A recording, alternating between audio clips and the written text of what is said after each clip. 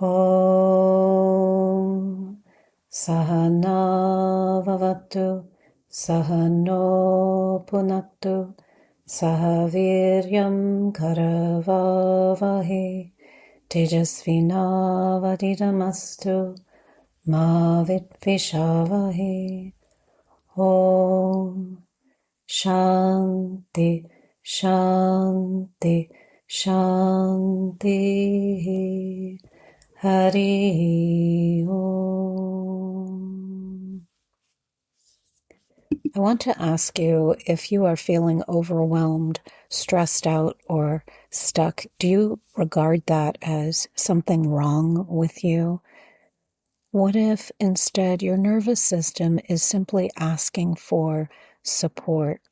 So today we're exploring the connection between Reiki and the nervous system, and why so many people report feeling calmer, clearer, more peaceful, more grounded after a Reiki session. Namaste and welcome to the Spiritual Wealth Podcast.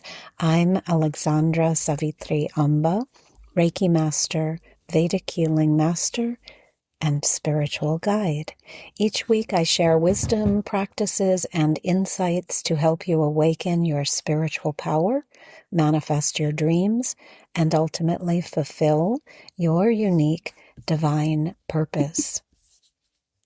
So today I wanted to talk about the topic of nervous system overwhelm and stress, because many people are living really in a constant state of stress, overwhelm, anxiety, upset, and not even realizing it. So the first step in the healing journey is always awareness, understanding that, oh, there's something going on here that doesn't feel good, that doesn't feel nurturing, that doesn't feel supportive in my system. So this is the first inclination, your awareness that something is ready to shift, really. Now, your nervous system was designed to help you survive, but it was also not designed to stay in fight or flight mode all day long. And that's really what's happening when our nervous systems are activated and sped up.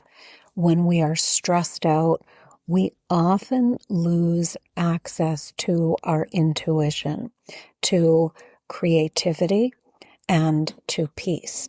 And we all know that in a peaceful space, we create better. We live better, really. So Reiki is one of the most beautiful modalities for helping calm a stressed out nervous system. And I'm speaking from personal experience. I've been involved with Reiki now for 36 years, a long time. And I can tell you just from my own experience of receiving Reiki, teaching Reiki to thousands of people, and also giving Reiki, because when you give Reiki, you also receive. The energy has to pass through you. And I've said this in past episodes. This is one of the most interesting aspects of Reiki. And it is why practitioners get somewhat, I'm not going to use the word addicted, but somewhat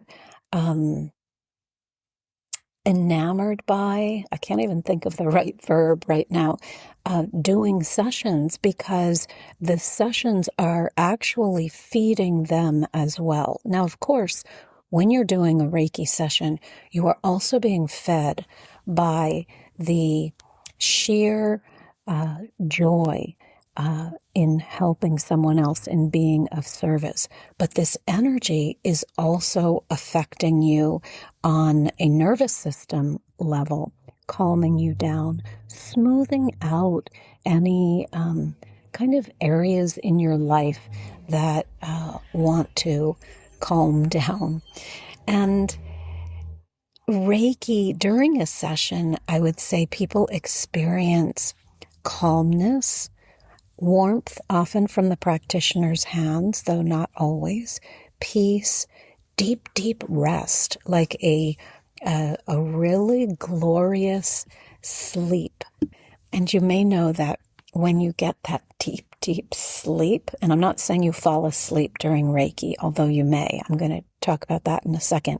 But when you get that deep sleep, you wake up feeling so refreshed. So in Reiki, often you do not fall asleep, but you get that same deep space. You drop into this really deep, wonderful, delicious space that so much nurtures your whole being, really. Now, some people do fall asleep, and if you are a Reiki healer and you're working with a client or recipient of Reiki, and he or she does fall asleep, of course, that's completely fine. That is what the body needs in that moment. Sometimes the system is so overwhelmed that it drops into that deep, deep space that can only be accessed in deep sleep. But there is another deep space that gets accessed without sleeping. And this is what many people experience with Reiki. So the universe has given us techniques like Reiki, like meditation, in order for us to access this depth of peace, of tranquility, without having to take a nap. And also, what's interesting is I want to make this distinction, because that space that you drop into is indeed different from sleep, but equally valuable, and maybe, okay, I'm not going to say more valuable, but it's such a profound space, because you remain conscious, and yet you are in the depth of an energetic peace that just cannot be matched. So many times when I'm doing Reiki on someone, and I'll ask them afterwards, I do a channeling partway through. I channel the angelic realm, and I'll ask them afterwards, were you able to hear all of the messages? Because I'm actually not sure how deeply relaxed they are. Now, the messages get through no matter what, even if the person is indeed sleeping. But sometimes I'm not sure how far away they've gone, and I will never wake them up and say. I always do say to them, I'm going to do the channeling now, and often they'll nod their head or they'll indicate they heard me, but sometimes they don't. So I do the channeling, and then afterwards, when I ask them after the entire session, and I ask them, were you able to hear the messages? Because again, the messages are getting in no matter what state they were in terms of relaxation. And I'm surprised, because they'll say, oh yes, I heard everything you said. And I'm surprised because in that particular session, maybe I thought the person had gone really far away. And again, I accept it because I know the messages get into the energy field no matter what. But I'm surprised. So it's so interesting, the whole process. And sometimes the person is more alert, and I know that they're alert. But one of the other things I want to share about Reiki and the nervous system is that we're never trying to make something happen with Reiki. We're simply giving the energy and allowing the innate intelligence of the body to work with this energy. And in that allowing, the nervous system calms down. There's no pushing. There's no, there's nothing forceful. There's nothing, you're not making anything happen. You're always aware that you are the conduit of this energy. There's a great surrendering as the practitioner.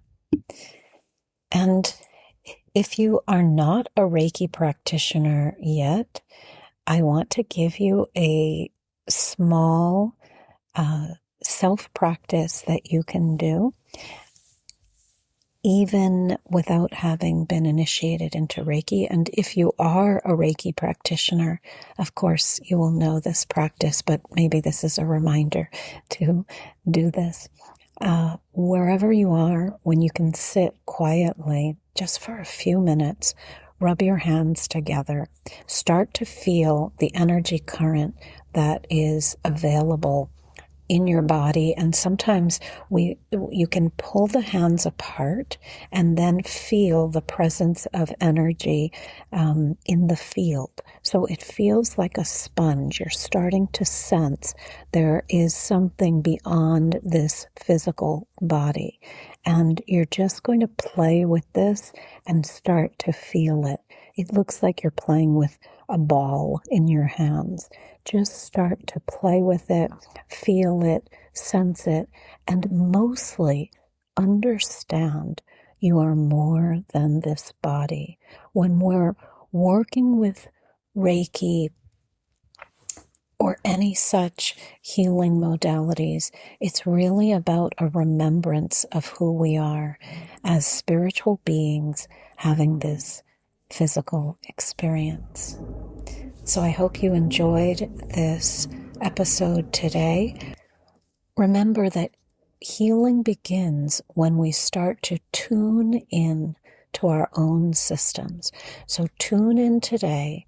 Ask yourself, am I moving about my day in flight or fright? You will know because you will feel your system kind of revved up. But sometimes what happens is we're so disconnected from even that awareness, we won't know. And that's why you start to laughing, because this has been my experience.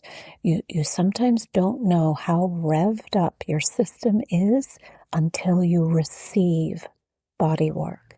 And then you feel this wonderful unraveling and this return to peace.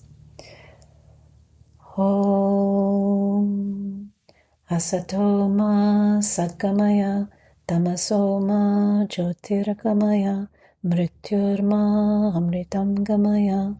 Om Shanti Shanti Shanti.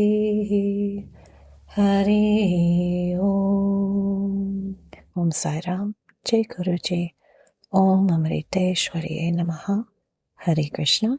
Om Namah Shivaya.